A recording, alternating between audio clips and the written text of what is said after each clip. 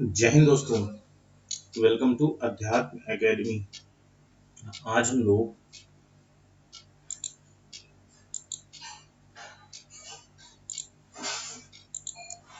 Hindi one liner practice करेंगे। वैकल्पिक प्रश्न नहीं है, वन लाइन प्रश्न है। ठीक है, चलो हम लोग देखते हैं। परीक्षा उपयोगी विशिष्ट तथ्य। सार्थक शब्दों के भेद किए जाते हैं। सार्थक शब्दों के भेद किए जाते हैं, तीन आधार पे किए जाते हैं। पहला रचना के आधार पर, दूसरा उत्पत्ति के आधार पर, तीसरा अर्थ के आधार पर। ठीक है, एक बार और समझते हैं। सार्थक शब्दों के भेद किए जाते हैं। पहला किस पे किया जाता है? रचना के आधार पर, दूसरा उत्पत्ति के आधार पर और तीसरा अर्थ के आधार पर। क्वेश्चन ज्यादातर पूछा जाएगा आपसे कितने आधार पर किए जाते हैं, तो आप तीन आधार पर किए जाते हैं। दूसरा रचना बनावट के आधार पर शब्दों के भेद किए जाते हैं। ठीक ना, रचना बनावट के आधार पर शब्दों के भेद किए जाते हैं, तो ये भी तीन आधार पे किए जाते हैं। ठीक है ना। अब देखिए, पहले सार्थक शब्दों के भेद कितने? तीन। अब तीन में से पहला रचना के आधार पर शब्दों के कितने भेद किए जाते हैं, तो भी तीन है। ये ध्यान रखना, ये पूछा जाता है क्वेश्चन, तो इसमें लोग फंस जाते हैं, क्योंकि पता दिमाग में रहता है कि सार्थक शब्दों का तो तीन रहता है। ठीक है, और पता लगे वो उसमें लिखा वो उत्पत्ति के आधार पर शब्दों के भेद। ठीक है, तो इसमें क्या होगा कि रूढ़, यौगिक, योग रूढ़। ठीक है ना। रचना बनावट के आधार पर शब्दों के भेद तीन, योग, यौगिक और योग रूढ़। ठीक है ना। तीसरा है उत्पत्ति के आधार पर शब्दों के भेद। ठीक है ना, उत्पत्ति के आधार पे शब्दों के भेद। पहला एकार्थक कितने होते हैं? चार होते हैं। पहला एकार्थक होता है, दूसरा अनुकार्थक होता है, तीसरा पर्याय होता है, तीसरा विपरीतार्थक होता है। ठीक है ना, ये चार होते हैं उत्पत्ति के आधार पर। रचना बनावट के आधार पर तीन, सार्थक शब्दों के आधार पर तीन और उत्पत्ति के आधार पर चार।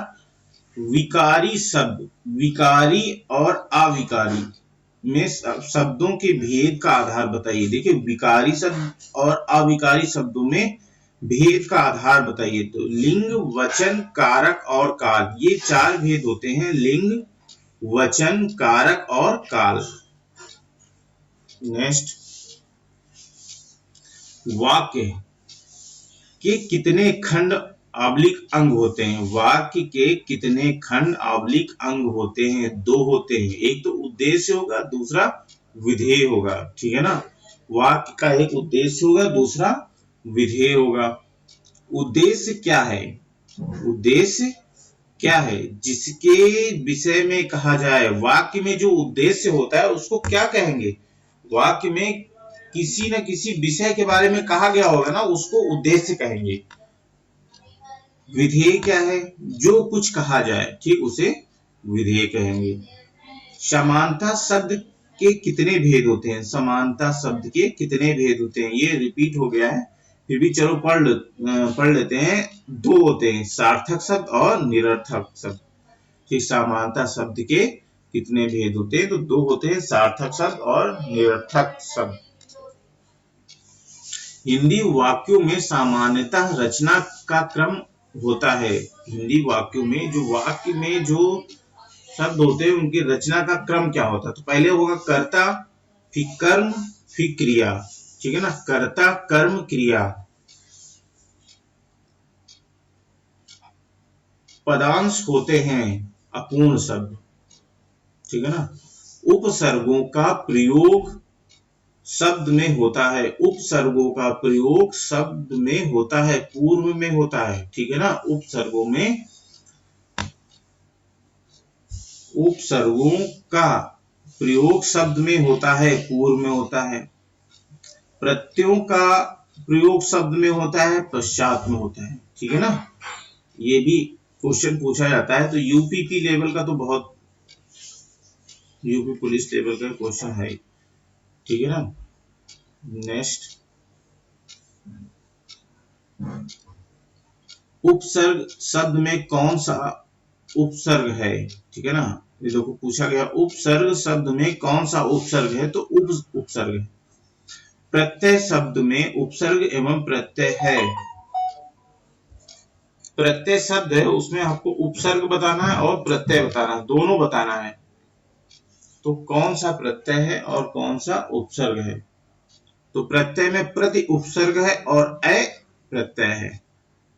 तत्सम शब्द, तत्सम का शाब्दिक अर्थ है, तत्सम का शाब्दिक अर्थ क्या है, जो उसके समान हो। तद्भव का शाब्दिक अर्थ जो उससे उत्पन्न हो, उसे तद्भव बोलते हैं। वाक्य को कितने दृष्टियों से बांटा जा सकता है, वाक्य को कितने दृष्टियों से बांटा जा सकता है, दो, रचना के आधार पर और अर्थ के आधार पर। वाक्य को हम दो दृष्टियों में बांट सकते हैं, रचना के आधार पर और अर्थ के आधार पर। किस वाक्य में क्रिया के विषय में संदेह रहता है, किस वाक्य में क्रिया के विषय में संदेह रहता है, संदेह सूचक वाक्य में, संदेह सूचक वाक्य में। अर्थ के आधार पर वाक्य के कितने भेद होते हैं, अर्थ के आधार पर वाक्य के 8 भेद होते हैं, इंपॉर्टेंट। अर्थ के आधार पर वाक्य के 8 भेद होते हैं। रचना की दृष्टि से वाक्य के कितने प्रकार होते हैं, रचना की दृष्टि से वाक्य के कितने प्रकार होते हैं, कितने प्रकार होते हैं, 3 प्रकार होते हैं, सरल, मिश्र, संयुक्त। रचना की दृष्टि से वाक्य के कितने प्रकार होते हैं, तो 3 होते हैं, सरल, मिश्र वाक्य, सरल वाक्य और संयुक्त वाक्य।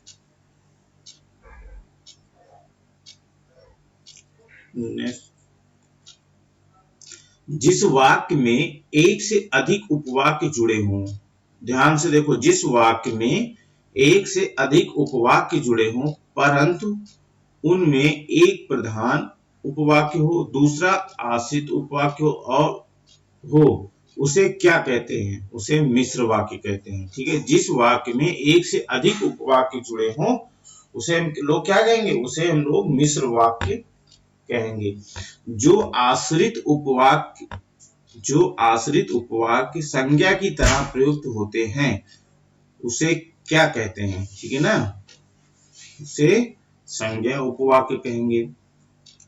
विधेय के अंतर्गत आते हैं, विधेय के अंतर्गत आते हैं कर्म और क्रिया, कर्म और क्रिया आते हैं। विधेय के अंतर्गत क्या आता है, कर्म और क्रिया। मिश्र वाक्यों की रचना होती है, मिश्र वाक्यों की रचना होती है 3 प्रकार के आश्रित उपवाक्यों के योग से, 3 प्रकार के आश्रित उपवाक्यों के योग से।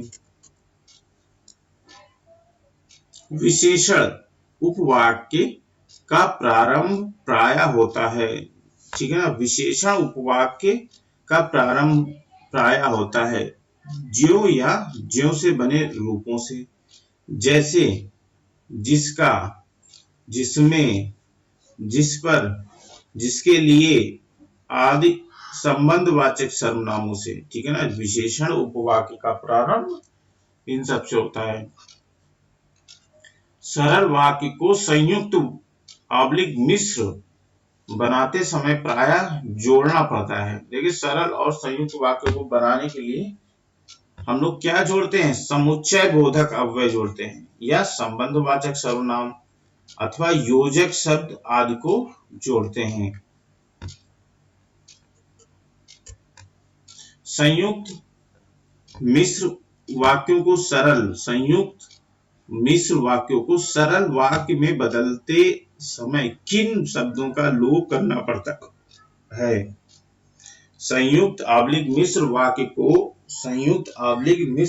को सरल वाक्य में बदलते समय किन शब्दों का लोप करना पड़ता है, समुच्चय बोधक अव्यय या संबंध वाचक सर्वनाम अथवा योजक शब्दों से। एक प्रधान उपवाक्य एवं अन्य आश्रित उपवाक्य होते हैं मिश्र वाक्य में। एक उद्देश्य एवं एक विधेय होता है। एक उद्देश्य और एक विधेय होता है सरल वाक्य में, ठीक है ना। जिस वाक्य में एक उद्देश्य हो और एक विधेय हो उसको हम लोग क्या कहेंगे, उसको सरल वाक्य कहेंगे। मिश्र वाक्य प्राय जोड़े जाते हैं, ठीक है ना। मिश्र वाक्य जुड़े होते हैं, ठीक है ना। मिश्र वाक्य किससे जुड़े होते हैं, कि से, जो, जहां, जब, तब या तो, अगर, तो इत्यादि समुच्चय बोधक अवयव से जुड़े होते हैं। आश्रित उपवाक्यों के कितने भेद होते हैं, 3 होते हैं। संज्ञा उपवाक्य, विशेषण उपवाक्य, क्रिया विशेषण उपवाक्य। जिस वाक्य में एक मुख्य क्रिया होती है उसे क्या कहते हैं, ठीक है, उसे हम सरल वाक्य कहते हैं। जिस वाक्य में एक मुख्य क्रिया होती है उसे हम लोग सरल वाक्य बोलते हैं। नेक्स्ट, संयुक्त उपवाक्य प्रायः जुड़े होते हैं, ठीक है ना। संयुक्त जो उपवाक्य होते हैं वो किन शब्दों से जुड़े होते हैं, इसलिए, सो, अतः, और, तथा, एवं, लेकिन, किंतु, परंतु, मगर, पर, या, अथवा, या, ना, नहीं, तो, वरना, अन्यथा, चाहे, न, कि इत्यादि समुच्चय बोधक शब्दों से संयुक्त उपवाक्य जोड़े जाते हैं। सामान्यतः संज्ञा उपवाक्य जुड़े होते हैं की से। सामान्यतः जो है की शब्द से जुड़े रहते हैं समुच्चय अवयव से। दो या दो से अधिक स्वतंत्र उपवाक्य जो समुच्चय बोधक अव्यय द्वारा जुड़े रहते हैं संयुक्त वाक्य में। 2 या 2 से अधिक स्वतंत्र उपवाक्य जो समुच्चय बोधक अव्यय से जुड़े रहते हैं संयुक्त वाक्य में।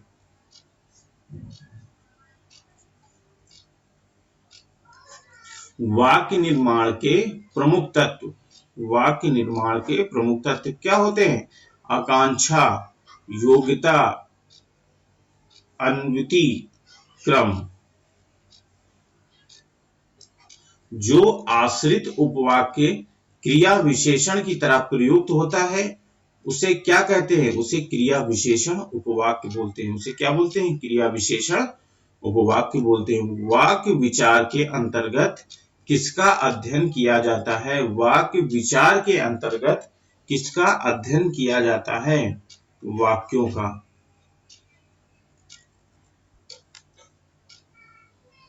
आश्रित उपवाक्य विशेषण की तरह प्रयुक्त होता है उसे क्या कहते हैं, जो आश्रित उपवाक्य विशेषण की तरह प्रयुक्त होते हैं उसे क्या कहते हैं, विशेषण उपवाक्य कहते हैं। ऐसा पद समूह जिसका अपना अर्थ हो, जो एक वाक्य का भाग हो और जिसमें उद्देश्य और विधेय हो, ठीक है, उसे क्या कहेंगे, उसे हम कहेंगे उपवाक्य। उसे उपवाक्य कहेंगे। वह विद्वान है पर लोग ऐसा समझते हैं। यह वाक्य कौन सा वाक्य है, देखिए ये वाक्य है, इसमें कहा गया वह विद्वान है पर लोग ऐसा समझते हैं, इसे कौन सा वाक्य, ये संयुक्त वाक्य, यह एक संयुक्त वाक्य है। तो यहाँ पर से जोड़ा गया ना, ये एक संयुक्त वाक्य। ऐसा वाक्य जिसमें 2 या 2 से अधिक उपवाक्य हों एवं सभी उपवाक्य प्रधान हो, ऐसे वाक्य को संयुक्त वाक्य कहते हैं। ऐसे वाक्य को संयुक्त वाक्य कहते हैं। ये वीडियो कैसा लगा दोस्तों, आप लोग कमेंट करके जरूर बताइएगा। मिलते हैं नेक्स्ट वीडियो में। जय हिंद दोस्तों।